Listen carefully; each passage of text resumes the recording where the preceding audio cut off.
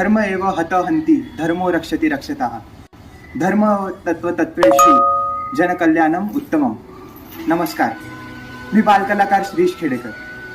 आता मी जो श्लोक सांगितला त्याचा अर्थ आहे, धर्माचा नाश केला तर तो सगळ्याचाच नाश करतो, धर्माची रक्षा केली तर तो सगळ्याचीच रक्षा करतो। धर्म ह्यापर्यंत पोहोचण्याचा सर्वात उत्तम मार्ग म्हणजे जनकल्याण आहे। आज 31 मे अर्थात पुण्यश्लोक अहिल्यादेवी होळकर यांची 300वी जयंती आपण आपल्या इतिहासात बघू शकतो। अनेक राजा, अनेक महाराजा त्यांनी त्यांची संपत्ती स्वतःसाठी वापरली, पण होळकर घराणं आणि अहिल्यादेवी होळकर हे एकमेव असे महाराणी असतील ज्यांनी आपल्या संपत्तीवर तुळशीपत्र वाहून ते जनकल्याणासाठी अर्पण केले। मी श्रीश खेडेकर तुम्हा सगळ्यांना आवाहन करतो की अहिल्याबाई होळकर असं त्यांना न म्हणता पुण्यश्लोक अहिल्यादेवी होळकर असं त्यांना म्हणावं, कारण त्या एका देवीपेक्षा कमी नाही।